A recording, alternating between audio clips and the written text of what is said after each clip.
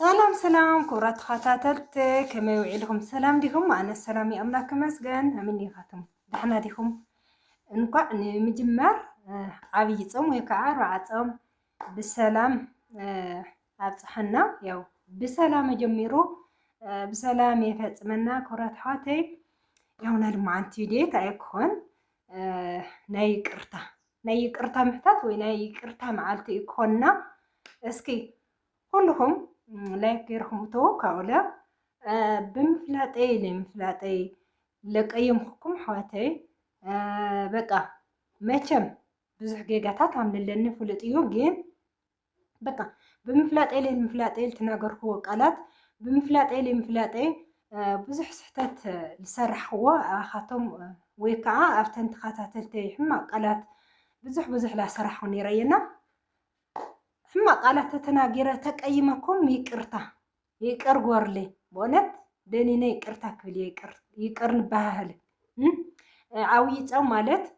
ኣነ ብዙሕ ኣፍልጥ የብለይ ሓቂ ዘረባ ስኢልካ ናይ ባዕልካ ስራሕ ናይ ዓለማዊ እንጀራ ምስራሕ እምበይ ብዛዕባ ናይ ሃይማኖት ብዙሕ ኣፍልጥ የብለይ ግን ጾም ማለት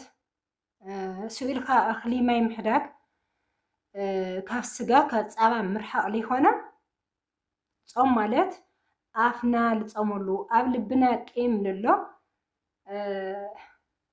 ይቅርታ ተሓታቲትና ብይቅርታ ተቀባቢልና እንፀመሉ ፀይሙና ካብ መጨረሻ እንወፀም ጾም ይልባሃል እምበይ ብእኽሊ ልብላዕ ብስጋ ብፀባ ብምግቢ ብቡና ብማይ ልሰዓረ እንትን ይኾነ ማለት እዩ ክብራተይ ስለዚ ለቀየምኩም ኣሕዋተይ ደኒነ ይቅርታ ይቅር ጎርለይ ይቅር ጎርለይ ይቅርታ በእውነት ብዙሕ እና ክብራት ኣሕዋተይ ያው ርግጠኛ እየ በተለይ ብናይ ስራሕ ምክንያት ብዩቲዩብ ላይ ሆነስ ብኢሞ ብመሰንጀር ብዋትስኣፕ ብብዙሕ ዓይነት ስራሕቲ ብቦታ ድዩ ለይመለስልኸን ብናይ ክዳውንቲ ምግዛእ ድዩ ለይመለስልኸን ብናይ በቃ ብልትፈላለየ መልእኽቲ ክተማኸርና እስኪ ኣልዕልኒ ስልኪ ኢልከን ለየልዕልክን ብዙሓት ኔክን ትፃረፍክን ግን ካየት ኮይንቲ በደል ይቅርታ ግበረልይ ዘን ኣሕዋተይ ኣነ ለ ግዜ ሲኢነ የዘን ኣሕዋተይ ምናምን ኢለ ሓደ ሕማቅ ቃላት እውን ተናገረ ክእል እየ ስለዚ ይቅር ንባህል ይቅርታ ይቅር በላልይ ማርያምን ጾም ማለት ልክ ዓም ዝበልክዎ ካብ ስጋ ካብ ፃባ ካብ እኽሊ ማይ ርሒቁና ፀይሙና ማለት ዘይኮነ ዋና ነገር ቂም ማእዘራ ብመልሓስካ በቃ ምስ ብዙሓት ሰባት ኮይንካ ተሓመመ ካላት በቃ ልሓሸኻ ተውዒልካ እዚ ዳርጋ ለይ ጾምካ ኢና ኩልኩም ናይ ዩቲዩብ ተኸታተልተይ ብልትፈላለየ ዓይነት ቂም ለቀየምኩም ኣሕዋተይ ብምፍላጠይ ይቅርታ ጎርለይ ይቅር ወለይ ዘን ኣሕዋተይ ካብኡ ደሞ ጾም ርብዓ ያው ይቅር ንባሃለሉ ቂምና ፈቲሑስ ናብ ሰላም ናብ ፍቅሪ ናብ ዕርቂ ዝምለሰሉ ጾም ይግበረና ዘን ኣሕዋተይ ዓድና ሃገርና ሰላም ይግበረና እና ይቅር በላልይ ርግጠኛ እየ ዋላ ቂም ይሃለውኒ ኩልኩም ይቅር ወለይ ብትክክል ብዩቲዩብ መቸም ሃጠውቀጠው ተናዲድካ ብዙሕ ትፃረፍ ኢኻ ንምንታይ ከምዚ ኮመንት ፅሒፍክናለይ ምናምን ኢልካ ብዙሕ ስምዒታዊ ኮይንካ ብዙሕ ኢኻ ሕማቅ ትናገር ይርድአካ እዩ ካብኡ ድሓር ኢሉስ ታእየ ኢለ ኢልካ ድሓር ኢኻ ትሓስብ እምበይ ዩቲዩብ እናተፃረፍካ ስምዒታዊ ኢኻ ትኾን እና ኩብራተይ ርግጠኛ እየ ኩልኩም ይቅር ክትብሉለይ በዓልቲ ሙሉእ ተስፋ እየ ኩብራተይ ኩልና ተቀያየምና ይቅር ተባሂልና ይቅርታና ተቀባቢልና ተፋቀርና ብተዓቅምና ፀይሙና ርሑስ ምጅመር ጾም ገይሩ ናብ ብርሃነ ትንስኡ የብፅሓና ክብራት ኣሕዋተይ ካብኡ ግን እስኪ እዚኣ ገይርክንስ እዚኣ በዲልክኒ እዚኣ ለይመለስክለይ በቃ ብምምላስ እምበይ ብዙሕ ኣነ ልበደልክዎ ሰብ የለይ ኣይበሃል ኣነስ ሰበይ ብድሊ ኣይበሃል ብርግጥ ብምንታይ በቃ ተይፈለጥካ ፅቡቅ ገብር ለኹናልካስ ሕማቅ ትገብር ኢካ ሓቀ በቃ ብከምኡታትስ ብዙሕ ጌጋታት ኣሎ ርግጠኛ እየ እና ክብራተይ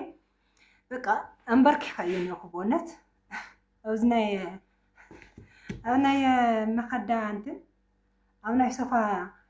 እንትን مخدة هنا صفات رأس مالتيو أمبركيكا يقرور لي دم عنتنا يقرتا بيدا يقرتا تحاتيتو يقرتا كتقبل عليه تسفى يقبر كل خن بيمو بتلي بيمو تعي خليت ملسي تعي حاجز لي بالخيل خن صرفنا بتلي ساعن جزي أيو السخن جن بدي لك نخليه يقرتا يقر ولا لزن حواتي تادي أزاي بسراتي تبص خمزي بحاتي تياسي أي ملسات الليل خنسي كم لحدرخن بيتشانا بيتشا كاوكعب يوتيوب مسئلة متى خمزي تلو منام ناركو بزحات أوقات يولي بقى زي لم فلات يكون خل بقى سيجمر بفلت خا أي بدلي سب نفلت خاص سبيت بدني بلم فلات خمي نفلت خمق قالت كتوت أي تخلي تناري خمي كاملي ديت كاسم يتمتع بزحسات بدلي خنا يقرور لي كرة حواتين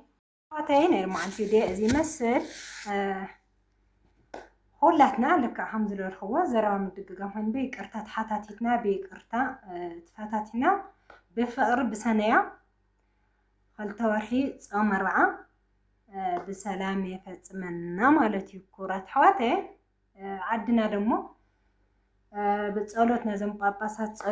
ጸሎትና زم ገዳማት ተማላልዩ عدنا سلام يقبرنا ጦርነት ወራ ጦርነት እግዚአብሔር አምላክ በቃ ከምቲ አወራከሞ በጎሎ ከኦፍ ይሉ ብትነብሉ ናብ ሰላም ይቀይርና ማለት ብዙ ሰዓት ክባይ ዕፃ ይኮን ወንየሰ በሓደ ገጽ ንረኻዊሮ በሓደ ገጽ ጦርነት ብዙየለ ትባህተሎ ብዙሕ ጭንቁይኛው ተሕብረተሰብ ተትሪዩ ልሞቸው ሓደ ልሰርሕ ሓደ ኣብዳሕና ደረጃ ነረምበ በበዝሒ ክባይ ዕፅዋይ ከተማ ልዑል ነበሩ ፈቅዱ ይስራሕ ካውዶም ክንድ ገለ ገይሮም ከዚ ክልተ ሰለስተ ዕዱግ ነገርካ መንገዲ ክልተ መዓልቲ ቆላ ናኸድካ ፈሓም ፈሒርካ ዕንጨይቲ ፍሒምካ ልእቴል ሰዓት እዩ እንደኛው ተዋላፋት ማለት እዩ ግርም ኢለ ከዚያ ዓባይ ፀገም እያ እና እስኪ ትጾም ዚሰር ሕጾም ይገረናል ማለለ ኩራተይ حنا عندنا حاتياتنياتات ብዙ حاتيات ጸርና ናትና حاتيات ጎዲፉ ግን تمام قدامات من تلا أنا خلو قطري ليتي لتصلي قطري ليتي صمن كصمن تصمو ناتاتهم تصلت ريو እግዚአብሔር አምላክ ንትህዝብና መረጋገየ ንዓድና ሰላም ልገብረሉ ንፋስ ሃዋሃው ጽቡቕ ሃዋሃው ክመፀና ተስፋ ንገብርና ናርማዓንቲ ደዚ መስል ይቀኒየለ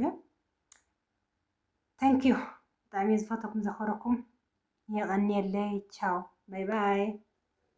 ቻው